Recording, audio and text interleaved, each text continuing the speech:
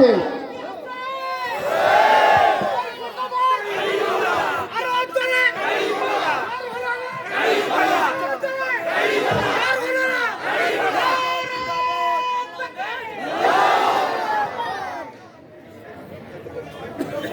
আজকের এই বড়বেলা গ্রামে বাংলাদেশ জামাত ইসলামী পুরুলিয়া ইউনিয়নের উদ্যোগে বা বড়বেলা ওয়ার্ডের উদ্যোগে আয়োজিত বিশাল সমাবেশের সম্মানিত সভাপতি, মঞ্চে ভূমিষ্ঠ বাংলাদেশ জামাত ইসলামের তারা উপজেলা শাখা সংগ্রামী সেক্রেটারি জনাব অধ্যাপক ইদ্রিস আলী, মঞ্চে ভূমিষ্ঠ অন্যান্য নেতৃবৃন্দ, প্রান্তীয় ভাই এবং বোনেরা, আসসালামু আলাইকুম রহমতুল্লাহ। হিন্দু ভাইদের প্রতি, হিন্দু দাদা কাকাদের প্রতি আমার আন্তরিক শুভেচ্ছা, সাংবাদিক বন্ধুদের প্রতিও আমার আন্তরিক শুভেচ্ছা। প্রিয় ভাইয়ের আমার, আমি আপনাদের সামনে বাংলাদেশ সম্পর্কে, আমাদের জাতিসত্তা সম্পর্কে কিছু কথা নিয়ে আসতে চাই। আমরা ভারতবর্ষ নামক একটি দেশের অধিবাসী ছিলাম।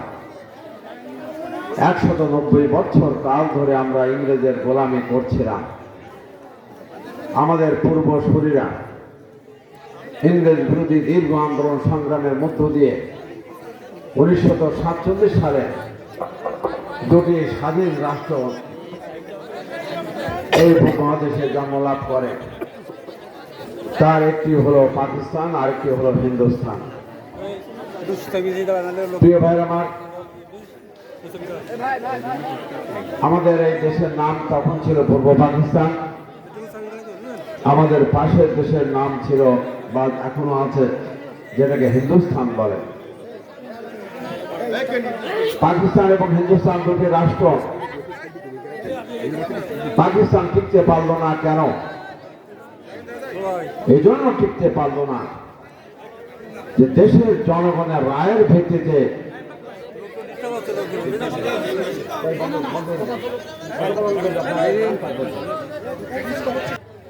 নিজেদেরকে রপ্ত করতে পারেনি।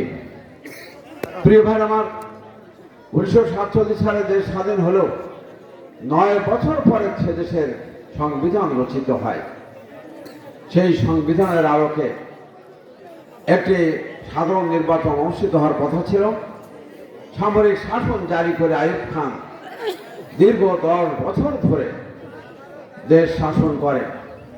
এদেশের জনগণের গণতান্ত্রিক আকাঙ্ক্ষা পূরণের জন্য একটি পদ্ধতি, সিস্টেম দেশ পরিচালনার, এটা যদি ডেভেলপ না করে তাহলে সে দেশ টিকতে পারে না।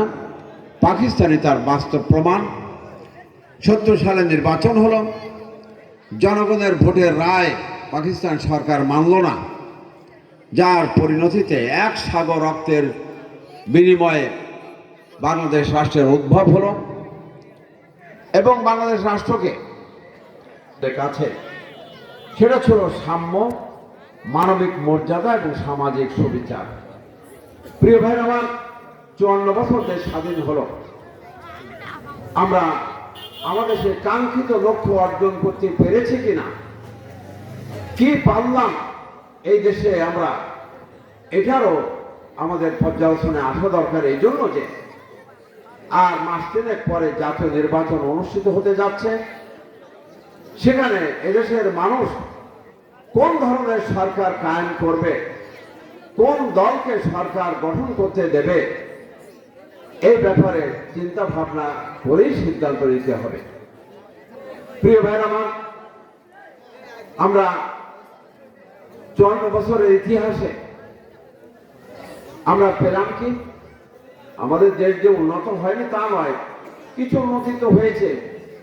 আমাদের স্কুল কলেজ বেড়েছে, আমাদের বিশ্ববিদ্যালয় বেড়েছে, আমাদের ইন্ডাস্ট্রি বেড়েছে, সব কথা ঠিক। কিন্তু এটাই কি উন্নতি?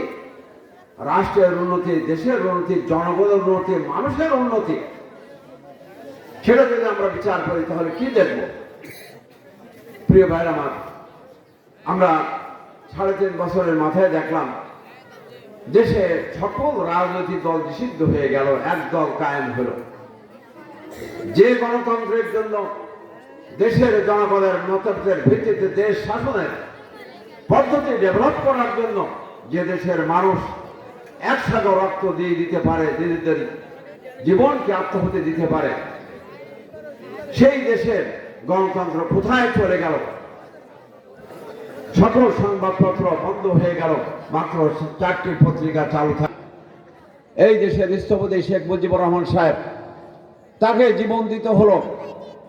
এই দেশের যিনি স্বাধীনতার ঘোষণা দিয়েছিলেন জিয়াউর রহমান সাহেব প্রেসিডেন্ট, তাকে জীবন দিতে হলো। অর্থাৎ দেশের নির্বাচনের মাধ্যমে ক্ষমতা হস্তান্তরের কোনো প্রক্রিয়া